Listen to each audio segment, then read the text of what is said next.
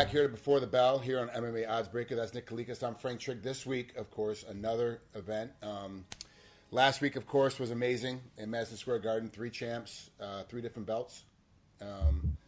Everybody that, I went 0 for 5. I just went. I got killed. I got destroyed. I thought Joanna was gonna be able to easily handle Rose, and Rose easily handled her. I picked Bisping in a great matchup. And then it just was not my night at all, watching those fights. What did you think of those fights before we get into this week's UFC Fight Night? They're fantastic. I mean, honestly, I think anytime you have a turnover as far as champions go, I think it brings that much more excitement. I mean, especially when you got pretty decent size upsets. I mean, who saw the Joanna upset, the Jacek? I mean, Rose Eunice looked fantastic, and I'm so happy for her, because she is definitely one of the people that truly deserves it in this world. Like, I mean, everything that she's had to go through, it's all been documented. So for you guys to go out there and check out her background, some of the personal struggles she's been through in her journey. And I mean, she's just a tremendous fighter. And I mean, she's always been one of the better fighters at 115 pounds. But now to finally wear that strap and, and dethrone the woman out there that a lot of people thought couldn't be beat. I mean, it was almost another Ronda Rousey comparison. Is she the Rousey for this weight class or whatnot in Jacek? And obviously, unfortunately for her, no longer the case. I mean, we have a new person that's on top of the mountain, and it's Rose, and she deserves it. I was impressed with T.J. Dillashaw. I think that the guard fight, I mean, that was a battle as well. That was a great fight. And then, of course, Bisping. I mean, you got to take your hat off to GSP. I mean, he did look pretty good in that fight. He surprised. He really did. Yeah, man. Like, he surprised everybody how good he was going to be. He was slower. I'm not gonna take that away from Robert Whittaker. Actually came out and said it after that. He looked a lot slower. He was slower, but it didn't make a difference. He was pinpoint accurate, strong, and of course his cardio is as good as ever. So I mean, he looked good. Let's just see what happens with him going forward. Hopefully, him and Whittaker get in there pretty quickly. And one last thing on Rose before we move into this week's fight night of Poirier and Pettis.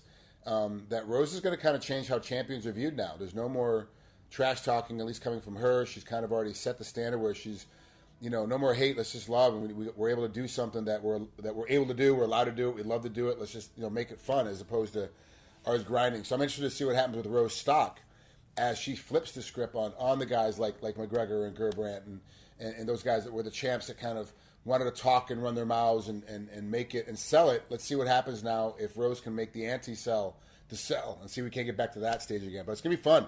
It's going to be fun for sure.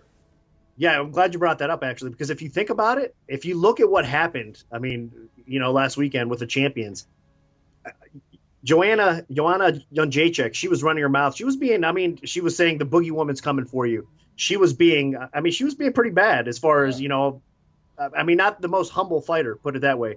And same thing with, obviously, Garbrandt was a little bit more of the smack talker with T.J. Dillashaw. And then Bisping was running his mouth like crazy to GSP the whole time. I mean, throughout the press conference, everything, the entire lead up to the fight. So the fighters that were kind of more outspoken and were kind of trashing their opponents ended up getting destroyed, ended up losing. Yeah. Fighters that were more humble, like Rose, I mean, she was quoting Bible, quotes she was quoting the Bible. Yeah. So Bible. So amazing. I mean, she was staying calm and collective, and it's just the humble fighters got through. It's amazing how that worked out, for that particular weekend. It's funny to see that, because the people that were calm, collective ended up, coming through, and the people that were kind of a little bit more anxious and, talking smack got beat. So, yeah, hey, it is what it is. MMA is going to be interesting now coming in the next few months to see how this all pans out from this last weekend. But we got to get into this Fox Sports 1 UFC Fight Night card. Come up here Saturday, November 11th in Norfolk, Virginia. It's Veterans Day weekend here in the United States, so it's a big weekend for our military, our first responders. It's a really big weekend. So obviously, it's always great to have a fight on the same weekend as Veterans Day. Matt Brown and Diego Sanchez, the co-main event. A feel-good fight. Kind of both guys not necessarily in their primes anymore. Diego is still trying to hold on. At 29-10, he's been around for a long time, had a lot of fights, and that doesn't include the fights he had in the Tough House and some of his other fights that just for some reason don't get recorded that he fought previous to before he jumped into the Tough House. And then Matt Brown's been around 22-16. Like, these guys are pretty close if you look at their records and look at their breakdown. But let's see where the fans are going right now. What's the line on this, Nick? It's actually minus 350 for Matt Brown. The comeback is plus 290 for Diego Sanchez. I did open it lower, though. I mean, Brown was more than around 2.5 to 1, around 260 or so on opener. In the public betting action early on has bet it up. And I understand it, though. I think it's justified a little bit as well, because I lean Brown a little bit more in this fight as well. It's at welterweight. Diego's coming back up to welterweight, as we all know as well. And again, you said both of these guys are honestly past their prime. I mean, Brown said this is probably his last fight. I mean, he's going to retire after this fight. He's had one heck of a career. I mean, talk about an overachiever, in my opinion. It's hard work. His mind is discipline. I mean, the will to win, everything. I take my hat off to Matt Brown. I mean, win or lose this weekend, the guy's had a heck of a career in the UFC. It's something he can be really proud of. I mean, anytime he stepped in that octagon, he entertained. I mean, there was no doubt, win or lose, he entertained. He brought it each and every time. So I respect that a bunch. And you can say the same thing about Diego Sanchez as well. Yeah. He's obviously on the decline, but every time Diego steps in the cage, man, he brings it. I mean, it's all heart, it's all determination, and you got to take your hat off to him as well. So both of these guys, are going to, potentially be UFC Hall of Famers. We don't know. I mean, obviously, I think Diego Sanchez more so probably is a kind of a surefire Hall of Famer.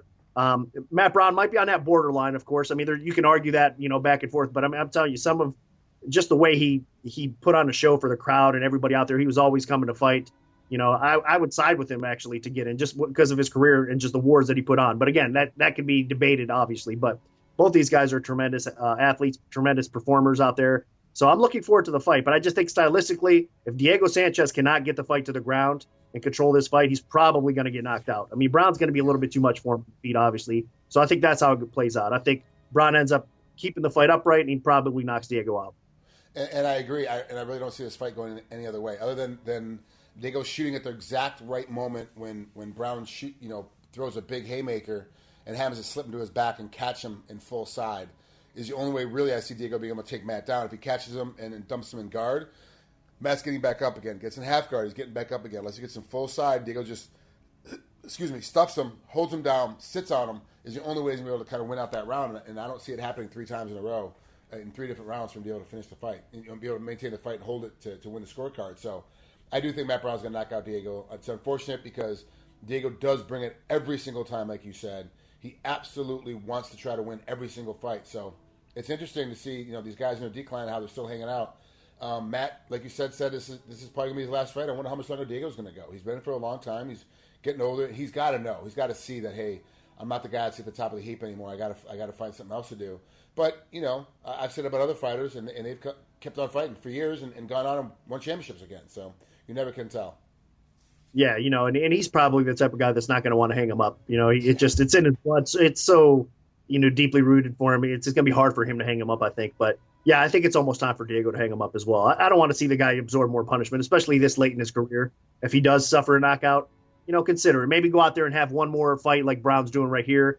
Get a win, get a W before you, retire or something like that. Maybe if they match him up fairly decent for Diego. Because he does have, he can win some fights. I mean, let's not forget, not too long ago, he beat Jim Miller, which, again, Jim Miller might not be in the prime of his career either. And, again, that was at light. But still, I mean, that's a solid win, for all considering these days and the decline that we're talking about with Diego. So he still has enough left in the tank to probably win some fights in the UFC. But I don't think it's going to be this one, though. All right, well, let's see. A very interesting fight, a great matchup, obviously, for a free card, so to speak, on Fox Sports 1. Let's move on to the main event. Poirier versus Pettis, man. The Wheaties guy with Anthony Pettis. He was all over the place. The kick heard around the world. Like, this guy was absolutely one of the best champs there ever is, and now he's not even in the top 10 anymore. Dustin Poirier is ranked number 8 according to the UFC.com, and Pettis is unranked at this point. So it's incredible to see just a few short fights how far you can drop out, and Pettis has still got some stuff. I think he still has a lot of game. He's got to change a little bit because he can't be as athletic like he was when he was younger. He's a little bit older, so he's got to kind of change his game a little bit. I wonder if Rufus has spent some time with him, or Rufus Sport in Milwaukee, getting him squared away of having a little bit of a different style. Not changing his whole game, not trying to make him a different fighter, but changing his style up a little bit because Dustin Poirier is going to bring a heavy, heavy hand. And if Anthony stays in front of him and tries to fight like he has been fighting the last couple fights, he's going to get knocked out. So we could very easily see 2 knockouts in this fight, at least in this main event and co-main event. In my opinion, I think Dustin will knock out Anthony if he hasn't changed. But I think Anthony is trying to change from what I've heard coming out of Rufus Sport. First of all, Nick, what's the line? It's minus 125 right now for Pettis. He's a slight favorite. It's almost a pick 'em. I mean, when you're talking about 120, 125, that's virtually a pick 'em with a slight lean one way, and that's Pettis' way. And the comeback right now on Poirier is actually plus 105. So he's a slight underdog in this matchup. I think it's honestly about right. I mean, it's going to be a pick 'em type of fight. Like you said, I could see it realistically going either way. Both of these guys are knockout artists. I mean, they can definitely finish the fight on the feet. We all know that. They also have ground games to go along with it. Both of them do. They could utilize some wrestling, offensively or defensively, of course. They both have decent takedown defense. I know that Pettis, that's been kryptonite to him in the past. You know, some of the guys have been able to get him down. And maybe we see Poirier kind of going for that game plan as well. But I think they kind of neutralize each other out on the ground a little bit here. I think they have good enough takedown defense to kind of stifle each other there. And then we see a striking battle. And when it comes to the striking battle, I know Poirier he might have a little bit more pure knockout power, but I do trust Pettis' chin a little bit more than I think Poirier at this point of their careers. Again, okay. I mean, you know, he's always had a granite chin. I mean, it's been tough to see Pettis get hurt. I know Holloway was able to finish him, but that was again at featherweight. You know, now he's back up to his more normal weight class. That weight cut for Anthony Pettis was brutal. I mean, you know, fighting at 100, you could tell. I mean, at the weigh-ins, just everything about that. It wasn't the right weight class for him. So now he's back up to lightweight. Which, you know, he's kind of had his ups and downs recently in lightweight as well.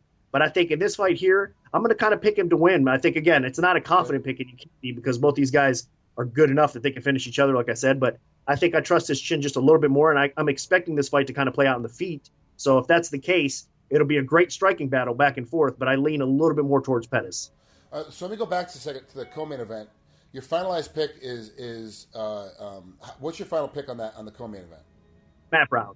Again, if I was to bet it, I wouldn't bet. It's not a dog or pass situation. Okay. It would be maybe a prop situation where you could dig up Matt Brown by knockout or inside the distance. That's probably what I would do. Now, a lot of people might argue that because Diego Sanchez is so tough. I mean, he weathers a storm a lot of times and then ends up pulling out decisions on people. Yeah. So it's a possibility. You wouldn't go crazy on that fight. But then again, I do think that it's Brown probably inside the distance. So by knockout, I don't think he submits Diego Sanchez. Diego's, ground game is legit. He's, his submission defense is legit as well. So I don't think he subs him. So I think it's going to be knockout or basically inside the distance. That's the prop to take for Brown in that fight. And then so for the main event, it sounds like you're saying dog. This one is because they're so evenly matched up. It's like a dog or pass situation. Because can you really lay the juice back on Anthony as the favorite?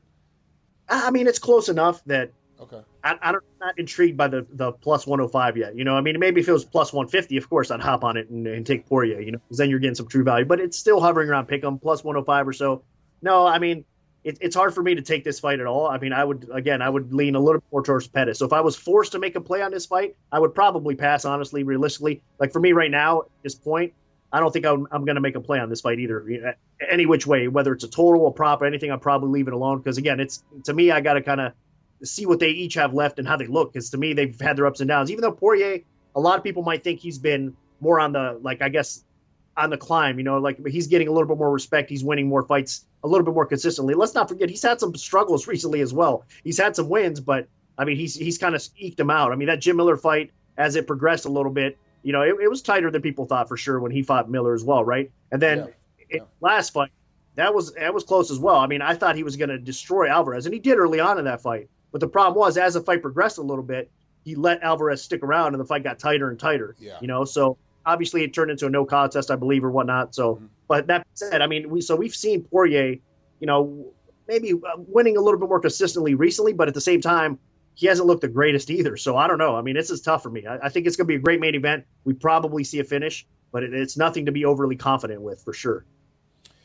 This will be an interesting fight, regardless of which way it goes. Both these fights, the main event and co-main event, are really good fights. Of course, you have Nate Marquardt earlier on the main card, along with Lauzon versus Guida earlier, the first fight of the night coming into the main card. So the main card as a whole is a great card. It's very interesting to see how they're putting these things together for the fight nights.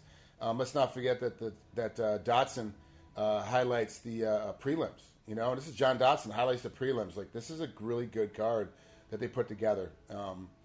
It is very interesting though to see. I will be interested rather to see how Pettis changes his game up and adapts a little bit to get ready for Poirier because, and I was writing on that. I was remembering the Max Holloway knockout and finish rather, on Pettis, which is why I was saying that, hey, this is probably going to be a knockout by Poirier if Pettis stands in front of him.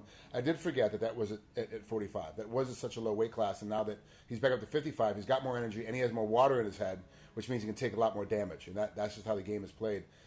This fight is really put together very well, and for me, I got to leave it alone. Poirier and Pettis is, to me, these guys are too evenly matched. There's too much stuff going on where I think both guys can win and both guys could lose. So for me, this is a very interesting fight, very interesting matchup. I can't wait to watch this weekend.